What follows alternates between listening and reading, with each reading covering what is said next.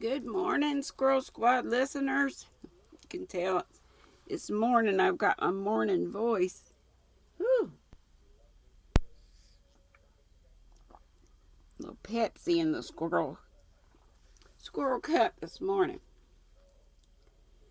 Hope y'all will be able to. Gosh, I really am congested or just hoarse. Hope y'all could come to live at 3 today. Just a reminder. Before we start, Anne of Avonlea, we're on chapter 18 already. An adventure on the Tory Road. Anne, said Davy, sitting up in bed and propping his chin on his hands. Anne, where is sleep? People go to sleep every night, and of course I know it's the place where I do the things I dream, but I want to know where is it and how I get there and back without knowing anything about it. And in my nightie too, where is it? Anne was kneeling at the west gable window watching the sunset sky that was like a great flower with petals of crocus and a heart of fiery yellow. She turned her head at Davy's question and answered dreamily, over the mountains of the moon, down the valley of the shadow.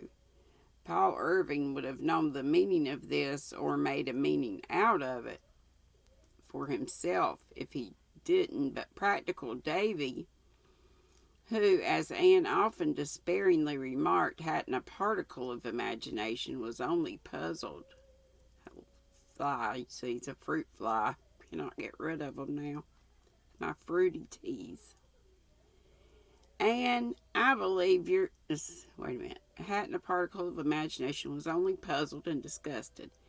And I believe you're just talking nonsense. Of course I was, dear boy. Don't you know that's only very foolish folk who talk sense all the time? Well, I think you might give a sensible answer when I ask a sensible question, said Davy in an injured tone.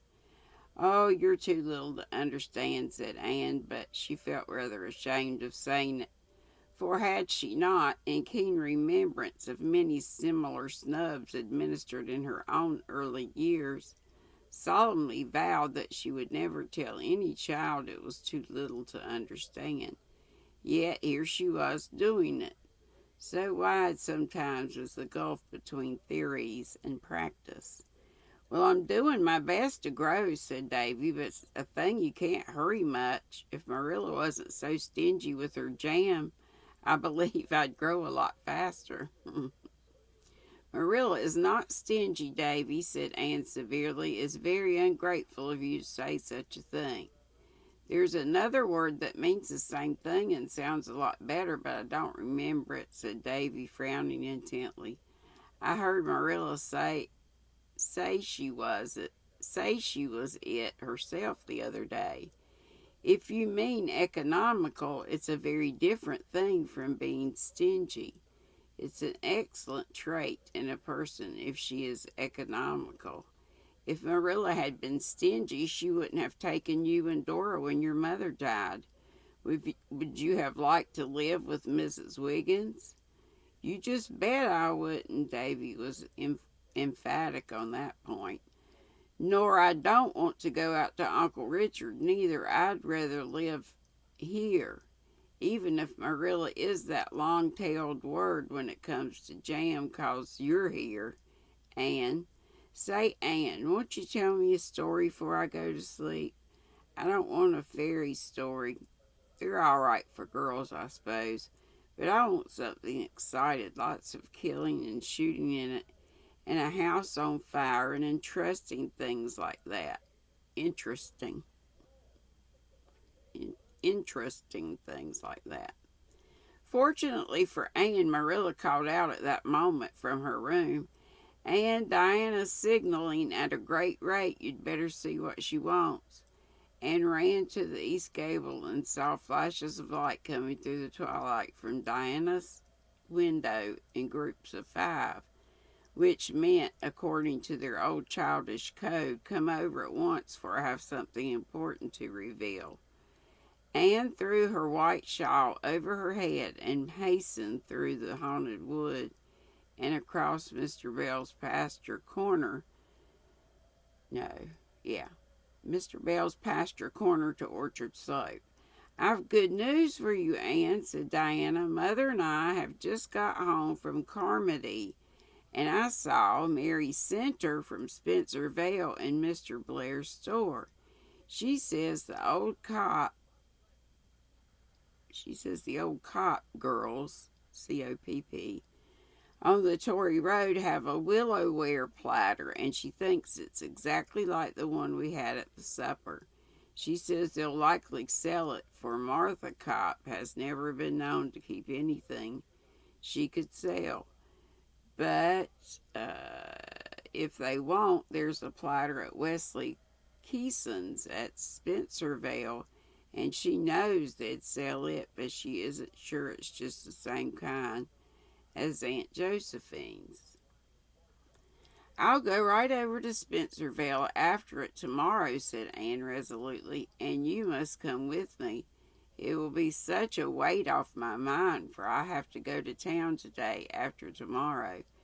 How can I face your Aunt Josephine without a willow ware platter?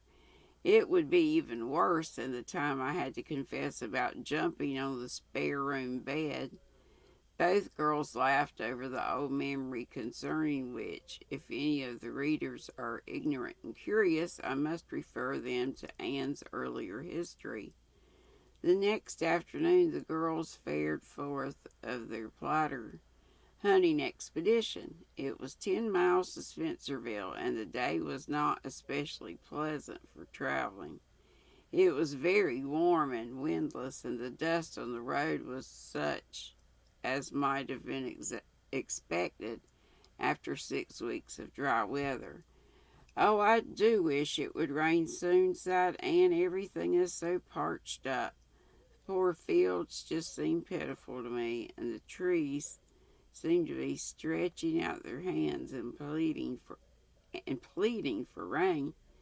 As for my garden, it hurts me every time I go into it. I suppose I shouldn't complain about the garden when the farmer's crops. When the farmer's crops are suffering so.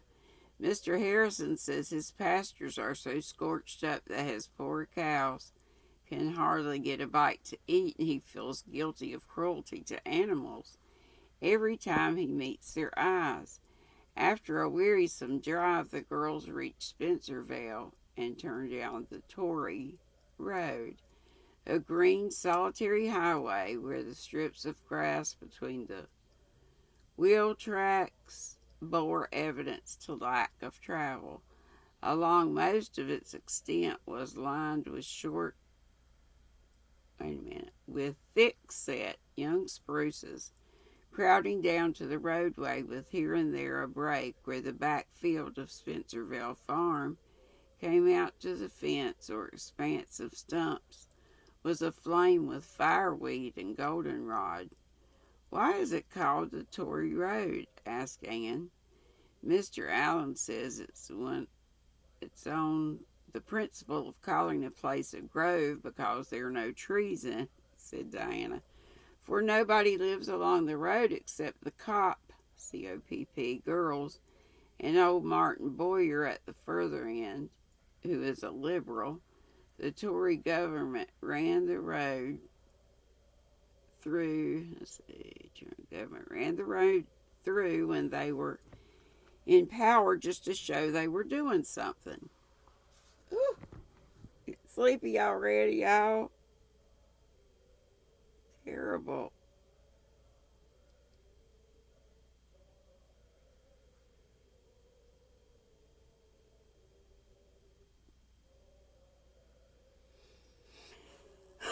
Now I've lost my spot. Okay. Get a little swig.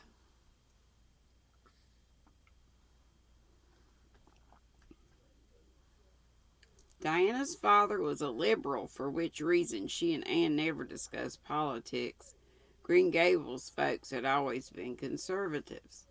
Finally, the girls came to the old Copp homestead, a place of such exceeding external neatness that even Green Gables would have suffered by contrast. The house was a very old-fashioned one, situated on a slope which fact had necessitated the building of a stone basement under one end. The house and outbuildings were all whitewashed to a condition of blinding perfection, and not a weed was visible in the prim kitchen garden surrounded by its white paling. "The shadows are all down," said Diana ruefully. "I believe that nobody—" "The shades. God. The shades are all down. I believe that nobody is home." This proved to be the case. The girls looked at each other in perplexity. "I don't know what to do," said Anne. "If I were sure the platter was the right kind, I would not mind waiting until they came home. But if it isn't, it may be too late to go to Wesley Keystone's afterward." Diana looked at a certain little square window over the basement. "Oh, come on. That's the pantry window, I feel sure," she said, "because this house is just like Uncle Charles at Newbridge, and that is their pantry window. The shade isn't down, so if we climbed up on the roof of that little house, we could look into the pantry and might be able to see the platter. Do you think it would be any harm?" "No, I don't think so," decided Anne after due reflection, "since our motive is not idle curiosity. The important point of ethics being settled, and prepared to mount the aforesaid little house, a construction of laths with peaked roof, which had in times past served as a habitation for ducks. The Copp girls had given up on keeping ducks because they were such untidy birds, and the house had not been in use for some years. And the house had not been used for some years, save as an abode of correction for setting hens. Although scrupulously whitewashed, it had become somewhat shaky, and Nan felt rather dubious as she scrambled up from the vantage point of a keg placed on a box. "I'm afraid it won't bear my weight," she said as she gingerly stepped on the roof. "Lean on the windowsill," advised Diana, and Anne accordingly leaned. Much to her delight, she saw as she peered through the pane a willow-ware platter, exactly such as she was in quest of. On the shelf in front of the window,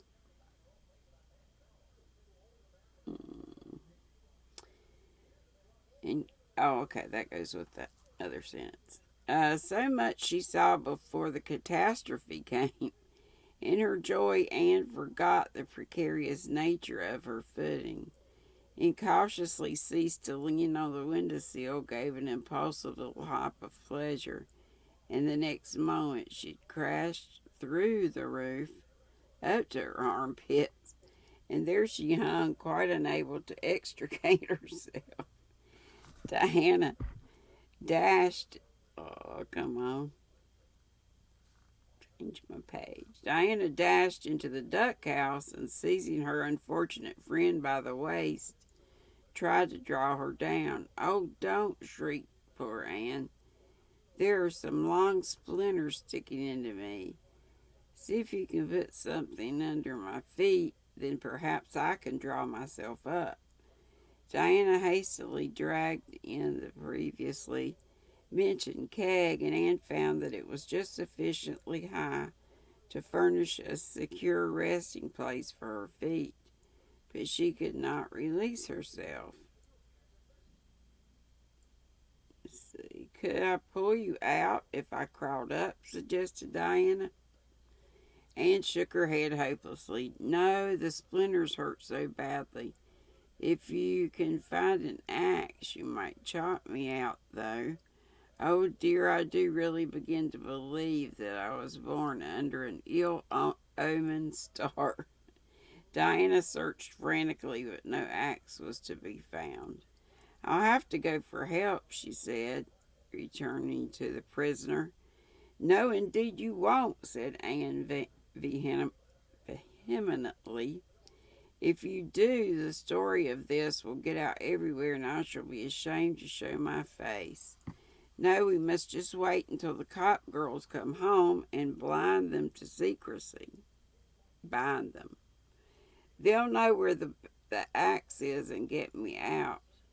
If I'm uncomfortable as long as I keep... I'm not uncomfortable as long as I keep perfectly still. Not uncomfortable in body.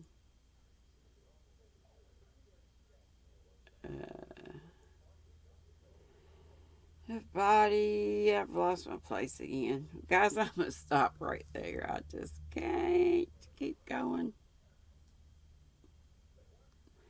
Just woke up not long ago and I think I need to go back to bed. It's nap time. Breakfast and nap. No wonder I'm big as a barn. Love you all. Hope to see you at 3. Sorry this is looking so hazy. I don't know I don't have that light on over there. It's probably it. Okay, see you at 3. Bring your tea or whatever it is you drink. And your knitting or crochet. See you later. Be sweet. Don't be ugly. Bye-bye.